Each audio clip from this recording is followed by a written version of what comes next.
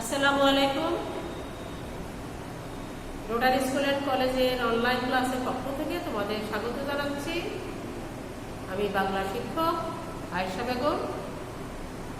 আজকের আমার পাঠ্য বিষয় হচ্ছে সমাস।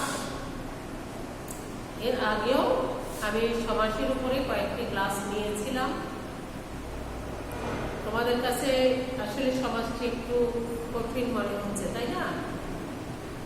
এই জন্যই আমি সেই তোমাদের প্রয়োজন উপলব্ধি করে আবারও কিছু কিছু সমাসের উপরে ক্লাস নেব, যেগুলি তোমাদের কাছে একটু বেশি কঠিন মনে হয় সেগুলি তোমাদেরকে কাছে সহজবোধ্য করে তোলার জন্যই আমার এই প্রয়াস। আশা করছি তোমরা মনোযোগ দিয়ে ক্লাসটি অনুসরণ করবে, অবশ্যই নোট করবে। তো আমরা যাচ্ছি আজকের পাঠের বিষয়। বোর্ডে আমি লিখে রেখেছি, সময় স্বল্পতার কারণে আমি সংক্ষিপ্তভাবে বোর্ডে আমি কিছু লিখে রেখেছি, তোমরা দেখে নাও। সমাস। সমাস সম্পর্কে তোমাদের পূর্ব জ্ঞান খুব ভালোভাবেই আছে, আমি জানি। তো সেই দিকে আমি আর বিস্তারিত যাচ্ছি না। আমি পাঠ্য বিষয়টা আজকে কর্মধারয় নিয়ে, কারণ কর্মধারয় সমাসের প্রকারভেদ নিয়ে তোমাদের একটু কনফিউশন থাকতে পারে। বিষয়গুলি আরেকটু ক্লিয়ার করা প্রয়োজন বলে আমি মনে করছি। কর্মধারয় সমাসের সংজ্ঞাটা কি আমার প্রিয় শিক্ষার্থী? আশা করি মনে আছে। বিশেষ্য, বিশেষণ, বিশেষণ, বিশেষ্য মিলে যে সমাস হয়, পরপদ প্রধান থাকে আর ব্যাস বাক্যে সর্বনাম পদ ব্যবহৃত হয়, তাকে বলে কর্মধারয় সমাস। এটি অবশ্যই বিশেষ্য, বিশেষণ অথবা দুটি বিশেষণ, পূর্বপদ এবং পরপদ দুটি বিশেষণ হতে পারে, দুটি বিশেষ্য হতে পারে, অথবা পূর্বপদ বিশেষণ, পরপদ বিশেষ্য হতে পারে।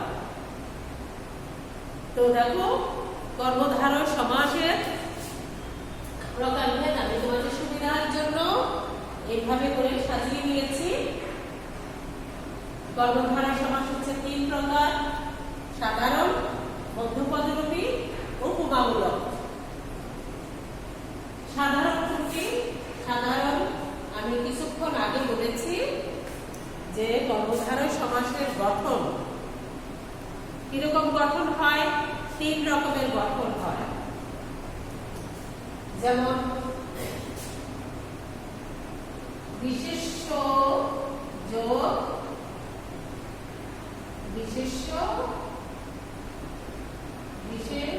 বিশেষণ প্লাস বিশেষ্য,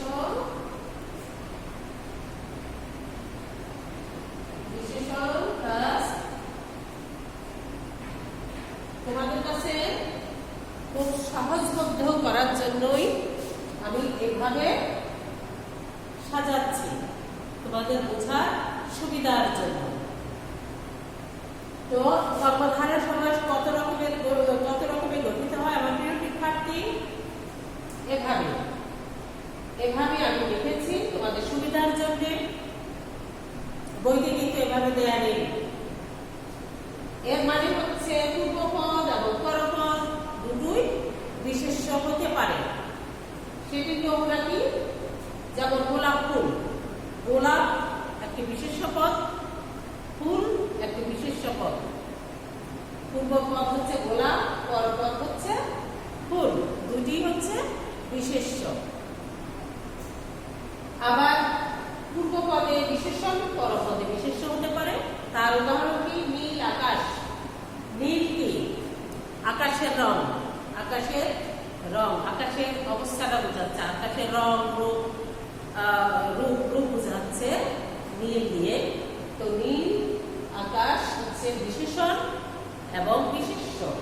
পূর্বপদ বিশেষণ, পরপদ বিশেষ্য। তারপরে দুটোই বিশেষণ হতে পারে। যেমন টক ঝাল, কোন একটি খাদ্য তার অবস্থা বোঝাচ্ছে, খাদ্যটি কেমন, খাদ্যটির গুণাগুণ বোঝাচ্ছে। গুণাগুণ বোঝাইলে একটু বিশেষণ হয়, তোমরা জানো। আর নাম বুঝাইলেই হবে বিশেষ্য। সেগুলো তো তোমরা জানোই, তাই না? গুণাগুণ, আবারও বলছি, গুণাগুণ বুঝাইলে বিশেষণ এবং নাম বুঝাইলে হবে বিশেষ্য। তাইলে দুটোই বিশেষণ। টক ঝাল খাদ্যের গুণ বোঝাচ্ছে। খাদ্যটি কেমন?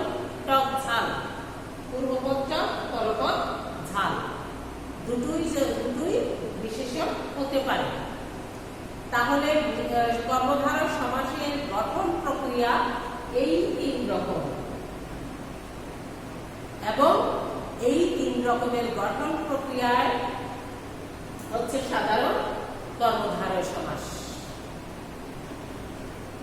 এই যে 3 প্রক্রিয়ায় আমরা গঠন করেছি, এই 3 প্রক্রিয়া গঠন করে আমরা যেই সমাসগুলো পাই সেই সমাসগুলোই হচ্ছে সাধারণ কর্মধারয় সমাস। আশা করছি তোমাদের কাছে একেবারেই সহজ মনে হবে, আর কঠিন মনে হওয়ার সুযোগ নেই। 3টি উপায় তোমরা আশা করে লিখে নিয়েছো। এই 3টি উপায়ে আমরা যে কর্মধারয় সমাস গঠন করি সেটি হচ্ছে সাধারণ কর্মধারয় সমাস। আর এই যে সমাসটিকে আমরা ভাঙলে কি পাই? আশা করি মনে আছে, আমরা পাই ব্যাস বাক্য। নীল যে আকাশ, এখানে আমি শুরুতেই বলেছি কর্মধারয় সমাসের ব্যাস বাক্যে সর্বনাম পদ থাকবে। নীল যে আকাশ, যে সর্বনাম পদ। যা টক তাই ঝাল, যা তা যে সে যেমন তেমন যিনি তিনি, এইরকম সর্বনাম পদগুলো ব্যাস বাক্যে থাকবে। কোন সমাসের? কর্মধারয় সমাসের। আর কর্মধারয় সমাসের কোন পদ প্রধান? আমরা যে সমাসের শ্রেণী ভাগ করি সেই শ্রেণী ভাগের ভিত্তি হচ্ছে পদ প্রাধান্যের উপরে নির্ভর করে শ্রেণী ভাগ করা হয়। কোন কোন সমাসে পূর্বপদ প্রধান। পূর্বপদ প্রধান আমি এর আগে আমার যে আলোচিত হয়েছিল ক্লাসগুলোতে, সেগুলিতে আমি বিস্তারিত আলোচনা করেছি, আশা করি তোমাদের মনে আছে। পূর্বপদ প্রধান হচ্ছে অব্যয়ভাব সমাস, পরপদ প্রধান হচ্ছে কর্মধারয় সমাস। পরপদ প্রধান, যেমন আমি বলছি গোলাপ ফুল। এখন গোলাপ ফুল মানে কিন্তু একটি ফুল, তাহলে দেখো পরপদ প্রধান, পরপদের প্রাধান্য।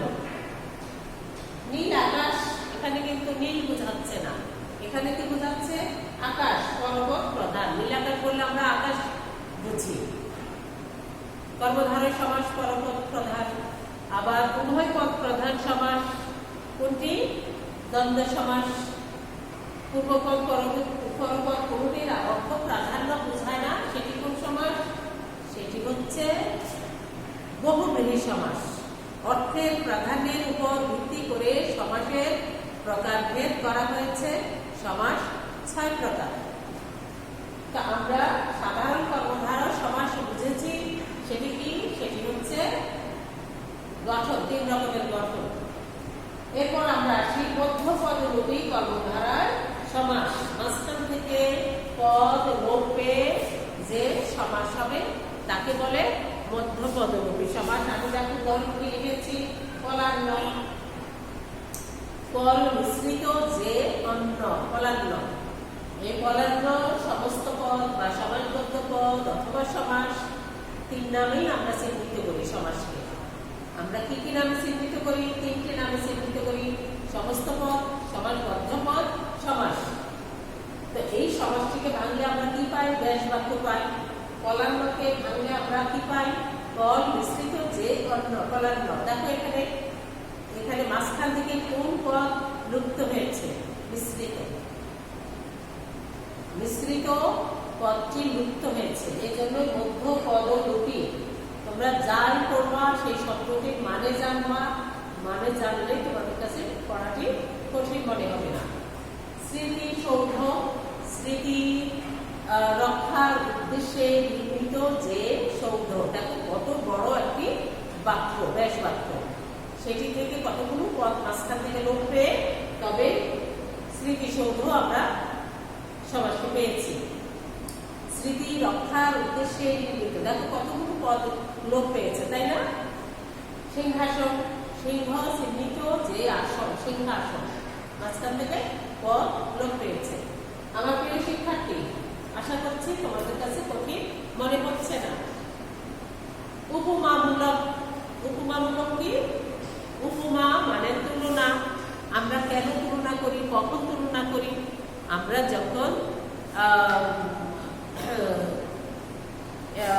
যখন দুটি বস্তুর মধ্যে কোনো একটি কমন গুণ লক্ষ্য করি, সাদৃশ্য লক্ষ্য করি, তখনই আমরা এই দুটি বস্তুর মধ্যে তুলনা করি। যেমন চাঁদ মুখ, চাঁদ মুখ আমরা কেন? চাঁদ একটি সুন্দর গোলাকৃতি, একটি বিশাল ব্যাপার, উপগ্রহ, পৃথিবীর উপগ্রহ, কিন্তু আমরা একটি পৃথিবী থেকে আমরা দেখি খুব সুন্দর ঝলঝলে একটি ঝলমলা এবং জলজলে একটি বস্তু, গোলাকার বস্তুর মতোই আমরা দেখি, তাই না? আদিম থেকে সেই চাঁদকে নিয়ে কবিরা কত রকম কবিতা লিখেছেন। কেন কেন কবিরা চাঁদকে নিয়ে এত এত কবিতা লেখেন, এত এত তুলনা করেন? কারণ চাঁদ দেখতে খুব সুন্দর, সব প্রতিটি মানুষই চাঁদের প্রতি আকৃষ্ট হয়। চাঁদকে কিসের সাথে কবিরা তুলনা করেন? মুখ, মানুষের সুন্দর মুখ, চাঁদ মুখ, কারণ মানুষের সুন্দর মুখের সাথে চাঁদের সাদৃশ্য আছে। সেই সাদৃশ্য বিষয়টা কি? সৌন্দর্য। চাঁদের মতো সুন্দর যে মুখ, চাঁদ মুখ। তো এই সাদৃশ্য তুলনা উপমামূলক, যেখানে উপমা, উপপদ এবং পরপদের মধ্যে উপমা বোঝায় তুলনা করা হয়, সেটি হচ্ছে উপমামূলক কর্মধারয় সমাস। এখন উপমামূলক কর্মধারয় সমাস বুঝতে হলে উপমার বিষয়টি আমাদের জানতে হবে, এবং উপমাতে তিনটি বিষয় থাকে। একটি হচ্ছে উপমান, উপমান, উপমেয়, আর হচ্ছে সাধারণ গুণ। সাধারণ গুণ, সাধারণ গুণ। উপমান হচ্ছে বেশি গুণ সম্পন্ন যে বস্তুটি, মানে যার সাথে তুলনা করা হয় তাকে বলে উপমান। যাকে তুলনা করা হয় সেটি হচ্ছে উপমেয়। আর সাধারণ গুণটি হচ্ছে ওই দুটি উপমান এবং উপমেয়ের মধ্যে যে সাধারণ কমন গুণটি থাকবে সেটি। যেমন চাঁদ মুখের মধ্যে চাঁদ হচ্ছে উপমান, চাঁদ উপমান, মুখ হচ্ছে উপমেয়, সাধারণ গুণ হচ্ছে সুন্দর। এই তিনটি জিনিস আমাদের জানতে হবে। উপমার মধ্যে এই তিনটি জিনিস আছে। এখন এই যে কর্মধারয় সমাসের আরেকটি প্রকার হয় উপমামূলক কর্মধারয় সমাস।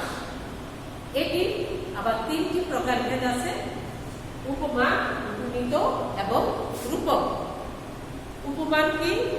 উপমান হচ্ছে সাধারণ গুণটা আমরা উপমান কর্মধারয় সমাসের মধ্যে পাবো, সাধারণ গুণটার উল্লেখ থাকবে। যেমন কাজল কালো, কাজল কালো, এই উপমাটার মধ্যে দেখো কাজলের মতো কালো। এখানে কি আছে? উপমান আছে, কাজলের সাথে তুলনা করা হয়েছে।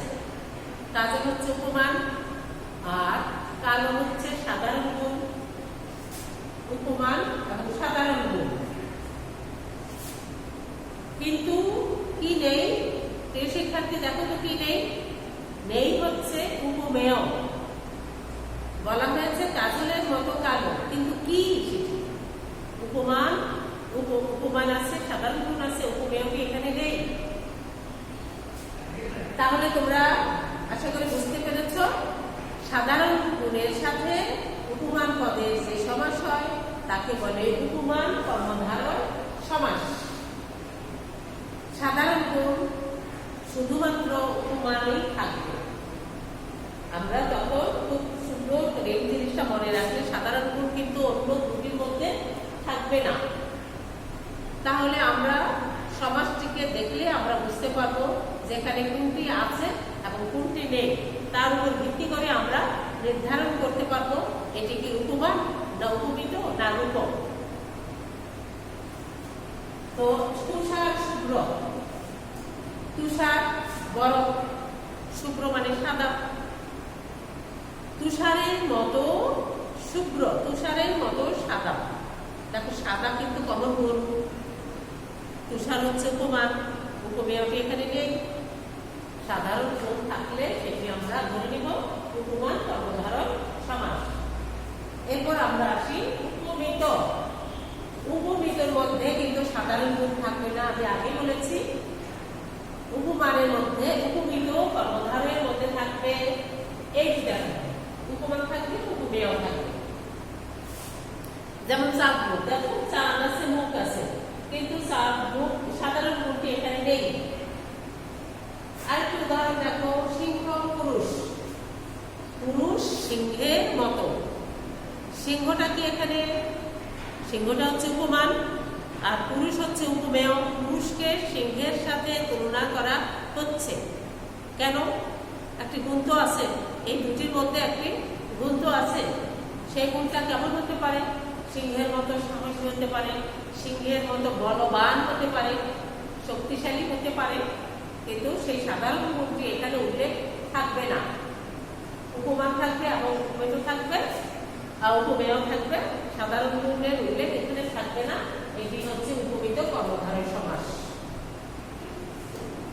আশা করি তোমাদের বুঝতে কষ্ট হচ্ছে না। আর অবশ্যই নোট নিচ্ছ, নোট নিতে হবে। পরবর্তী সময় যখন তুমি ভুলে যাবে তখন তুমি আবার নোটটি ফলো করবে। আচ্ছা, এরপর আমরা আসছি রূপক। রূপক, রূপকের মধ্যেও উপমান থাকবে, উপমেয় থাকবে, সাধারণ গুণ থাকবে না। আমি আগেই বলেছি সাধারণ গুণ শুধু থাকবে উপমানে।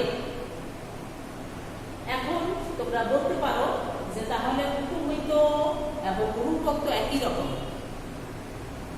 আচ্ছা, এখানে আমি তোমাদের একটু কনফিউশনটা আমি একটু ইজি করে দিচ্ছি তোমাদের কাছে। সেটি হচ্ছে, হ্যাঁ, রূপক এবং উপমিত দুটোই গঠিত হয় উপমান এবং উপমেয় দিয়ে। তবে পার্থক্য কোথায়? পার্থক্য হচ্ছে তুলনায়। আমরা তুলনায় এখানে বলছি যে চাঁদের মতো মুখ, চাঁদই মুখ, এটা বলি নাই আমরা, তাই না? আমরা কিছুটা তার মতো সাদৃশ্য বোঝাইতে সেটি হবে উপমিত, আর অভেদ কল্পনা করলে হবে রূপক। ওখানে থাকবে রূপ, এই জাতীয় শব্দ ব্যবহৃত হবে। যেমন মন রূপ মাঝি, মাঝি এবং মনের মধ্যে কোনো পার্থক্য কল্পনা করা হচ্ছে না, অভেদ কল্পনা করা হচ্ছে, কোনো ভেদাভেদ নেই। মানে জোর দিয়ে তুলনা করা হচ্ছে। মন মাঝি, মন মাঝি, মাঝির মতোই মন। মাঝি কেমন? নৌকা চালায়, নদীতে নৌকা চালায়, উদাস একটি ব্যাপার, উদাস মন। সেরকম মনটা মাঝির মতো একদম উন্মুক্ত, উদাস, একাগ্র বুঝাইতে মনকে মাঝির সাথে তুলনা করা হয়েছে। তেমনি ক্রোধানল, ক্রোধ, মানুষের ক্ষোভ, ক্রোধ, রাগ কিসের মতো? আগুনের মতো, অনলের মতো। ক্রোধ রূপ অনল, ক্রোধানল। ক্রোধ রূপ অনল মানে একেবারে তীব্রতা বোঝাতে, ক্রোধের যে তীব্রতা বোঝাতে আগুনের সাথে তুলনা, জোর দিয়ে তুলনা করা হচ্ছে, অভেদ কল্পনা করে তুলনা করা হচ্ছে।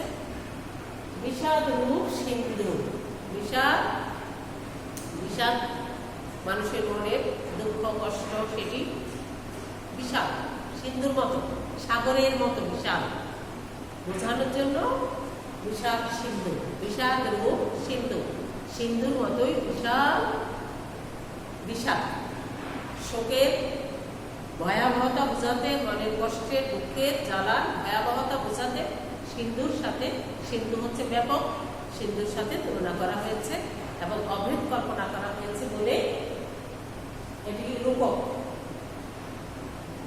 এই হচ্ছে আমার আজকের কর্মধারয় সমাসের উপর পুনরালোচনার ক্লাস। আমি আশা করছি তোমাদের যত বিভ্রান্তি আছে সেটি সহজবোধ্য হয়েছে, তোমরা সহজে বুঝতে পেরেছ। তো ইনশাআল্লাহ এই হচ্ছে আমার আজকের পাঠের বিষয়। করোনাকালীন সময়ে যে বিপর্যয় অবস্থা, সেটিকে তোমরা সেই ব্যাপারে তোমরা সচেতন থাকবে, নিয়ম কানুন পরিচ্ছন্নতা মেনে তোমরা ভালো থাকো, নিরাপদে থাকো, এই শুভকামনা ব্যক্ত করে আজকের ক্লাস আমি এখানেই সমাপ্তি ঘোষণা করছি। আল্লাহ হাফেজ।